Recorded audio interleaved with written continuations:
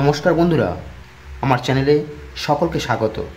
আজকের পর্বে আলোচনা করব কলিযুগ নিয়ে শ্রীকৃষ্ণের অমূল্য বাণী। চলুন শুরু করা যাক। হিন্দু দর্শন ও ধর্মগ্রন্থ অনুসারে কলিযুগ হল পৃথিবীর চক্রের চতুর্থ এবং শেষ পর্যায়। আর প্রথম তিনটি পর্যায় হল সত্যযুগ, ত্রেতা যুগ এবং দ্বাপর যুগ। মহাভারতের কুরুক্ষেত্রের সমাপ্তি এবং পাণ্ডবগণের প্রস্থানের পর শুরু হয় কলিযুগ। মানা হয় যে এই যুগের শেষ পর্যায়ে বিষ্ণু মানব অবতার নিয়ে অধর্মের নাশ করবেন। বিষ্ণুর এই অবতারই কল্কি অবতার নামে প্রসিদ্ধ হবে। এমনকি কলিযুগের শেষ পর্যায়ে পৃথিবীও ধ্বংস হবে এবং সকলের বসবাসযোগ্য ধর্ম ও ন্যায়পরায়ণ রাষ্ট্র গড়ে উঠবে, এমনটাই ভবিষ্যৎবাণী করা হয়েছে মহাভারতে। কলিযুগে কিছু অজানা সত্য তুলে ধরতেই আজকের নিবন্ধ রইল কলিযুগ নিয়ে উক্তি। কলিযুগ হল ধর্ম, মানবিকতাবোধ এবং সততার পতন হিসাবে বর্ণিত একটি যুগ, যে যুগে মানুষ তাদের আধ্যাত্মিক ক্ষমতা, মানসিক স্বচ্ছতা এবং বোধগম্যতা ক্রমশ হারিয়ে ফেলবে। কলিযুগে হরিনামই পারে সকল পাপ খণ্ডন করতে। ঈশ্বরের শরণ নিলেই মানুষ সকল বিপদ থেকে পরিত্রাণ পেতে পারে। কলিযুগ নৈতিক ও আধ্যাত্মিক মূল্যবোধের অবনতির পাশাপাশি ধার্মিকতার পতন এবং অধার্মিকতার বৃদ্ধি দ্বারাও চিহ্নিত। কলিযুগে দানই একমাত্র কর্ম দ্বারা শুদ্ধ না হওয়া পর্যন্ত কেউ জ্ঞান অর্জন করে না। কলিযুগ নিঃসন্দেহে একটা ভয়ঙ্কর যুগ, যা শুরু হওয়ার থেকেই অন্ধকার ও ধ্বংসকে আমন্ত্রণ জানিয়েছিল। কলিযুগে মানুষজন স্বার্থবাদী, সহানুভূতি দেখানো তো দূরের কথা, বরং স্বার্থ ফুরালেই মানুষ মানুষকে আর চিনবে না। কলিযুগে মানুষ হবে মিথ্যাবাদী ও স্বার্থপর। মানুষের দেওয়া প্রতিশ্রুতি আর কাজের মধ্যে কোনো মিল থাকবে না। দেশ ও সমাজের বুকে যারা ধার্মিক ও জ্ঞানী হিসেবে খ্যাতি পাবেন, তাদের প্রকৃত মানসিকতা থাকবে শকুনের ন্যায়। উপরে ধর্ম ও জ্ঞানের বর্ম পরিহিত মানুষগুলি নিজেরাই হবে ভণ্ড।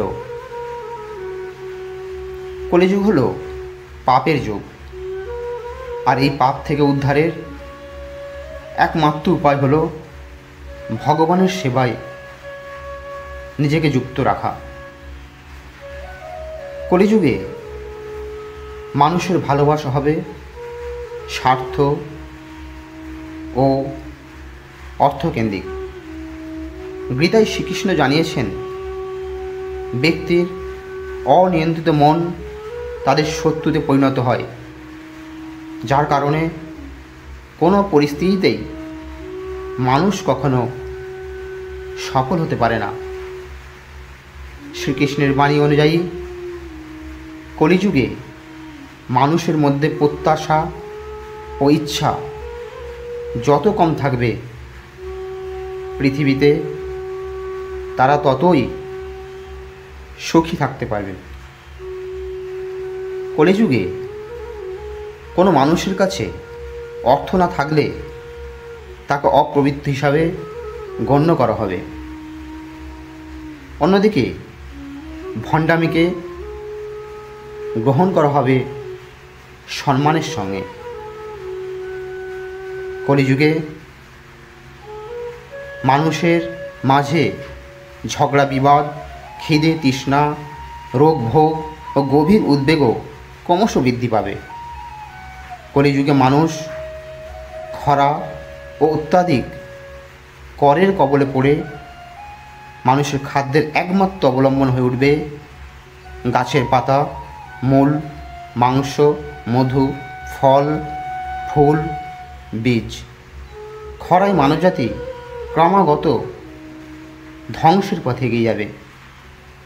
বিশ্বজুড়ে অসহিষ্ণুতা যে হারে বাড়ছে তাতেই প্রমাণিত এখন ঘোর কলিযুগ। কলিযুগে গোটা পৃথিবী দুর্নীতিপূর্ণ জনসংখ্যায় ভরে যাবে। তাই যারা নিজেদেরকে শক্তিশালী হিসাবে প্রমাণ করতে পারবে একমাত্র তারাই রাজনৈতিক ক্ষমতার অধিকারী হবে। গীতায় বলা আছে, কলিযুগের প্রভাবে ক্রমে ধর্ম, বিশ্বাসযোগ্যতা, স্বচ্ছতা, সহিষ্ণুতা, ক্ষমা প্রদর্শন, শারীরিক ক্ষমতা, স্মৃতিশক্তি এই সব কিছু শেষ হয়ে যাবে। কলিযুগে একজন ব্যক্তির যত বেশি ধনসম্পদ থাকবে সে তত বেশি গুণী বলে বিবেচিত হবে এবং আইন ও ন্যায় বিচার কার্যকর হবে শুধুমাত্র একটি শক্তির ভিত্তিতে। কলিযুগে জীবনকাল এতটাই সংক্ষিপ্ত তা কেবল অপর্যাপ্ত খাবারের কারণে নয়, বরং অনিয়মিত অভ্যাসের কারণে। কলিযুগে প্রকৃতি হয়ে পড়বে ভারসাম্যহীন। বেশিরভাগ ক্ষেত্রে মানুষকে দুর্বল করবে প্রবল গরম, ঝড়, বৃষ্টি, শীত ও তুষারপাত। বন্ধুরা, ভিডিওটি ভালো লাগলে একটি লাইক করুন আর চ্যানেলটি সাবস্ক্রাইব করুন।